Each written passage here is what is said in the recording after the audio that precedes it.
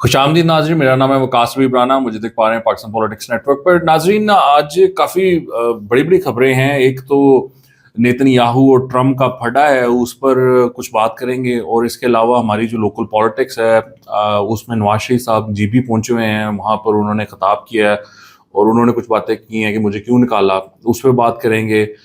इसके अलावा अलीमा खान ने अडालत जेल के बाहर काफ़ी इंपॉर्टेंट बातें की। उन्होंने सोहेल फीदी को कहा बजट ना पेश करो, तो उस पर बात करेंगे।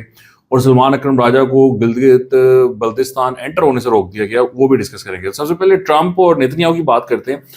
इट्स वेरी इंटरेस्टिंग, ये जो एक्सियोस है, ये बेसिकली जो रिपोर्टर है वो इजराइली है और वो वाशिंगटन में बेस्ड है। और उसकी ये खबर है जिसमें कि वो ये बराक राविद जो है, इसने ये खबर दी है। साथ मार्को कपूटो भी है।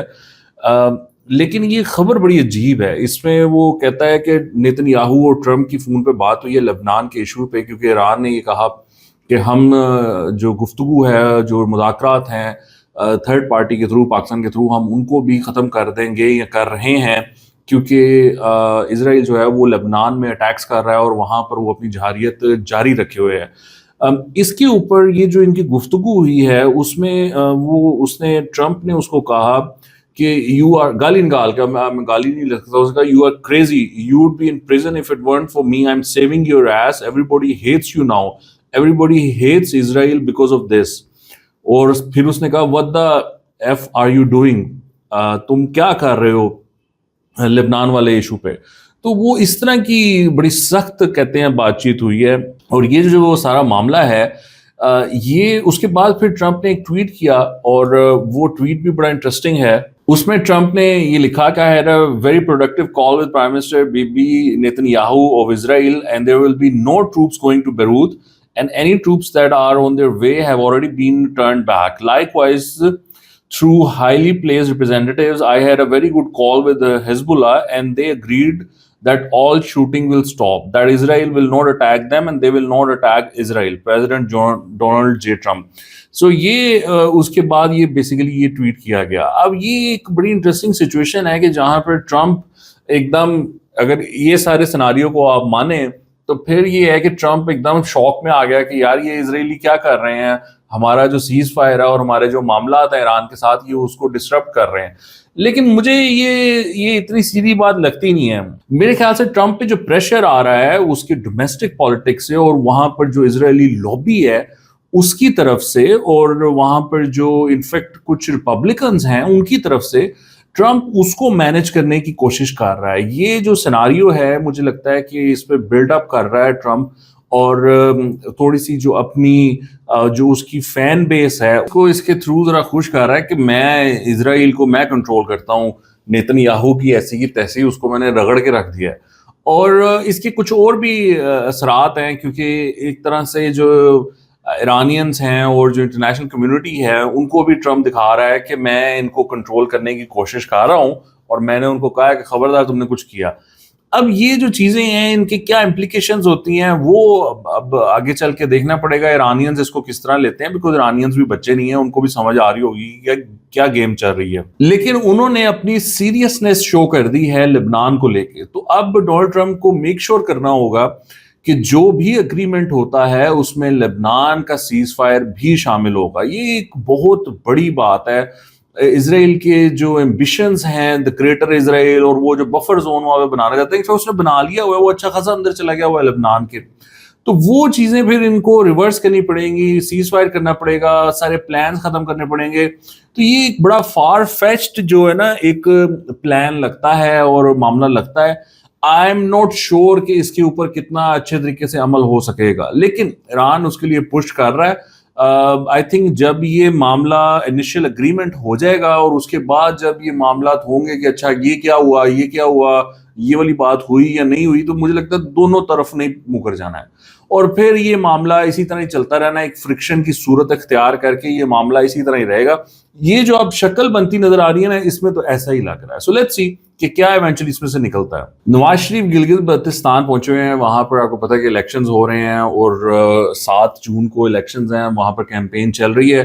तो वहां पर वो खिताब कर रहे थे, तो किसी ने कुछ कहा कि ये नहीं हुआ या वो नहीं हुआ, तो उन्होंने कहा کہ ہم نے تو کمیٹی بنا دی تھی, ہم نے یہ کر دیا, ہم نے وہ کر دیا, لیکن آپ کا بھی قصور ہے نا, مجھے کیوں نکالا والے معاملے پہ آپ کیوں نہیں کھڑے ہوئے, آپ کیوں نہیں آپ نے آواز اٹھائی. تو وہ جو نواز شریف کی اندر وہ ایک شکوہ موجود ہے, وہ شکوہ نکل گیا نواز شریف کا. ہم یہ بات کرتے تھے کہ وہ ناراض ہیں, ان کو اس بات کا دکھ ہے کہ عوام نہیں نکلی اور اس طرح لوگوں نے احتجاج نہیں کیا, تو وہ مجھے لگتا ہے کہ وہ چیز وہ ساتھ کیری کر رہے ہیں, اور اب انہوں نے وہی فیصلہ کیا ہے کہ اب وہ عوام سے یہ گلہ کر ہی دیں گے. تو یہ بھی بات انہوں نے کر دی, حالانکہ ان کے بھائی کی حکومت ہے کو پچھلے 4 سال سے, اور یہ جو اگر کوئی عوام شکوہ گلہ کرتی ہے تو ان کو اپنے بھائی سے پوچھنا پڑے گا کہ بھیا 4 سال میں کیا کیا تم نے, کیوں نہیں یہ معاملات آپ نے سیدھے کیے. تو یہ بڑی ایک انٹرسٹنگ بات ہے کہ نواز شریف یہ جو گلہ ہے یہ ذہن میں اور دل میں رکھے بیٹھے ہیں. آئی تھنک وہ ان کو اس بات کا بھی دکھ ہوگا کہ 2024 کے فیبرری کے الیکشنز میں ان کو عوام نے ووٹ نہیں ڈالا.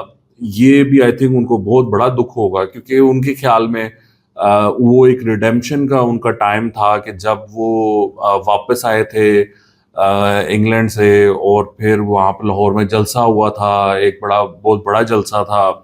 وہ الیکشن بھی جیت جاتے تو شاید ان کے لیے ایک ایسا موقع ہوتا کہ جہاں پر کہ وہ ایک ہلکی پھلکی ریڈیمپشن ہو جاتی کہ مجھے نکالا تھا اور پھر میں دوبارہ وزیر اعظم بن گیا.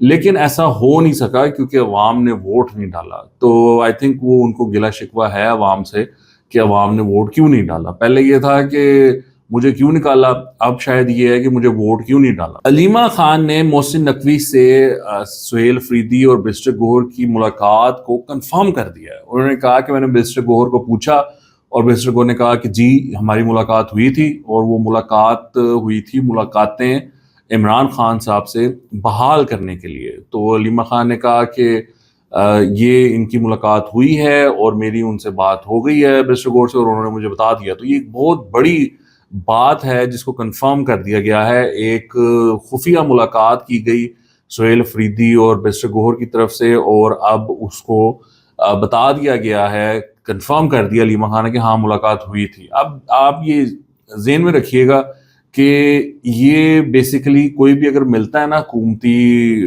وزیر سے یا کسی سے بھی ملتا ہے, پارٹی کے رہنما سے ملتا ہے, تو اس کے خلاف ایک کیمپین چلتی ہے پوری, اس کو غدار ڈکلیئر کیا جاتا ہے, یہ وہ سارا کچھ ہوتا ہے.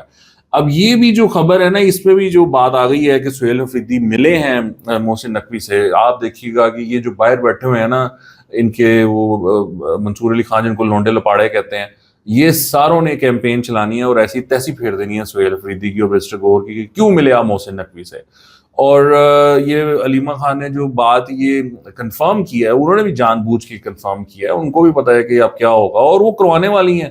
انہوں نے اب شام کو جو ہے بریف دے دینا ہے ان سارے لونڈے لپاڑوں کو کہ پڑھ جو ان کو, سہیل افریدی کو اور اس کو, اور آپ دیکھیے گا کہ ان کے ساتھ اب کیا ہوتا ہے. اسی دوران یہ ڈیالہ جیل کے باہر بیٹھے ہوئے تھے تو علیمہ خان نے یہ کہا ہے کہ سہیل افریدی صاحب آپ بجٹ کیوں پیش کر رہے ہیں, آپ بجٹ نہ پیش کریں, آپ پہلے کہیں مجھے عمران خان سے ملواؤ, میں عمران خان سے اپروول لوں گا پھر میں بجٹ پیش کروں گا. تو انہوں نے ایک نیا شوشہ چھوڑ دیا جو کہ پچھلے سال بھی چھوڑا گیا تھا. پچھلے سال بھی ملاقات نہیں ہوئی تھی سہیل افریدی کی اور پھر بھی اس کو بجٹ پیش کرنا پڑا تھا. تو اب بھی یہ والا معاملہ ویسے ہی ہوگا, ملاقات بھی نہیں ہوگی اور بجٹ بھی پیش کرنا پڑے گا. تو یہ مجھے لگتا ہے کہ یہ سارا سلسلہ ایسے ہی چلے گا. لیکن علیمہ خان جو ہیں وہ بڑا جو ہے نا اپنا وہ دوبارہ گیم میں واپس آ گئی ہیں. بیچ میں ان کو بڑا سیٹ بیک ملا تھا جب سے سلمان اکرم راجہ نے ان کو ڈس آن کیا تھا اور کہا تھا کہ وہ کون ہوتی ہیں, وہ تو ان کا سیاسی رول نہیں ہے, یہ ہے وہ ہے. اور اس کے بعد سائفر آیا ہے, یہ ذہن میں رکھیے گا, وہ جو سائفر ایشو کیا گیا نا ڈراپ سائٹ کی طرف سے, وہ سائفر وہاں پر ریلیز ہوا ہے. اور اس کے بعد علیمہ خان دوبارہ پاور میں آ گئی ہیں, ایک طرح سے کہہ لیں مین سٹریم میں آ گئی ہیں. اور جو پارٹی ہے جس میں کہ ایک پتہ چل رہا تھا کہ ایک بات چیت چل پڑی ہے, بات چیت کی یا تھوڑا سا مذاکرات کی یا تھوڑا سا سٹانس کو سافٹ کرنے کی, وہ پارٹی دوبارہ اس کا سٹانس سخت ہو گیا ہے. کیونکہ وہ ایک بات شروع ہو گئی نا کہ یہ دیکھو جی سائفر کی وجہ سے یہ نکالا, انٹرنیشنل سازش تھی, امریکہ نے نکلوایا, یہ تو جعلی حکومت ہے, اب ان کے ساتھ آپ کیسے بات کر سکتے ہو. وہ ایک دوبارہ جو نیریٹو تھا اس میں دوبارہ جان ڈال دی گئی. اور اس کی وجہ سے جو علیمہ خان چاہتی تھیں کہ ان کے ساتھ بات چیت نہ ہو، وہ شروع سے کہہ رہی ہیں کہ ان سے ہم نے بات چیت کیوں کرنی، وہ کہتی تھی جو ان سے بات چیت کرے وہ ہم میں سے نہیں. تو وہ علیمہ خان کی سنی گئی ہے اور سائفر کے آنے کی وجہ سے. اور اب علیمہ خان دوبارہ ڈرائیونگ سیٹ پہ ہیں جہاں پر کہ وہ کہہ رہی ہیں سہیل فریدی کو کہ آپ بجٹ پیش نہ کرو. تو یہ بڑی انٹرسٹنگ یہاں پر چل رہی ہے. یہاں پر ایکچولی بہت کچھ چل رہا ہے. میں یقین کریں کہ اگر آپ کو بتانے بیٹھوں نا کہ اس پارٹی میں کیا چل کیا رہا ہے، ایک تو وہ بڑی خطرناک انفارمیشن ہے کیونکہ اس میں کچھ طاقتور لوگ بھی، ادارے بھی انوالو ہے. تو کوئی علیمہ خان کو سپورٹ کر رہا ہے، کوئی کسی کو سپورٹ کر رہا ہے، کوئی مذاکرات کرانے کی کوشش کر رہا ہے، کوئی سہیل فریدی کو فارغ کروانے کی کوشش کر رہا ہے، کوئی علیمہ خان کو فارغ کروانے کی کوشش کر رہا ہے، کوئی بیرسٹر گوہر کو فارغ کروانے کی کوشش کر رہا ہے. سو ایک کڑمس مچا ہوا ہے. اور جو پاورفل فیکشنز ہیں وہ بنے ہوئے ہیں، پاور سینٹرز بنے ہوئے ہیں، تو وہ ہر کوئی جو ہے نا وہ اپنی ایک الگ ڈائریکشن میں جا رہا ہے. سو ٹوٹل کیوس ہے اس پارٹی میں، بالکل ان کا بیڑا غرق ہوا ہے. سو وہ سنتے تھے کہ ہم وہ بٹوارے کا، کہ اگر کوئی گھر کا بڑے کی ڈیتھ ہو جائے تو وہ بٹوارے میں سارے ایک دوسرے کے گلے کو پہنچ جاتے ہیں. تو ان لوگوں نے، وہ بھی زندہ ہے لیکن جیل میں ہے، تو ان لوگوں نے اپنے بٹوارے شروع کر دیے ہیں اور یہ لوگ اپنے قبضے جما رہے ہیں اپنی. انہوں نے 1.5 انچ کی مسجدیں بنا کر اور یہ اس کے اوپر قبضے کر رہے ہیں. تو یہ سچویشن ہے وہاں پر. سلمان اکرم راجہ گئے ہیں جی بی، ان کو بھی روک لیا گیا، ان کو بھی جانے نہیں دیا. یہ عجیب بات ہے، مجھے نہیں سمجھ آتی کہ یہ کیوں نہیں جانے دے رہے ان لوگوں کو وہاں پر. وہ الیکشن چل رہا ہے وہاں پر، ان کو کیمپین کرنے دیں. آئی نو کہ وہاں پر تھوڑا سا سینسٹیو معاملہ ہے، وہاں پر تھوڑے سے مذہبی اور تھوڑے سے جو ریلیجیس ایلیمنٹس ہیں وہ ادھر ایک کچھ ایشوز وہاں پر ہیں. بٹ آئی ڈونٹ تھنک کہ پی ٹی اے اس کو ایکسپلوئٹ کرے گی. مجھے نہیں لگتا کہ پی ٹی اے اتنی رسپانسبل ہو سکتی ہے کہ وہاں جا کر اس طرح کی باتیں کریں، کوئی ایران کا ایشو اٹھا دیں یا اس طرح کی کہانیاں فوج کے خلاف کریں. مجھے نہیں لگتا کہ اس معاملے میں ایٹ لیسٹ وہ یہ کریں گے. کرنا نہیں چاہیے، وہ بڑا خطرناک معاملہ ہے، اس طرف جانا نہیں چاہیے.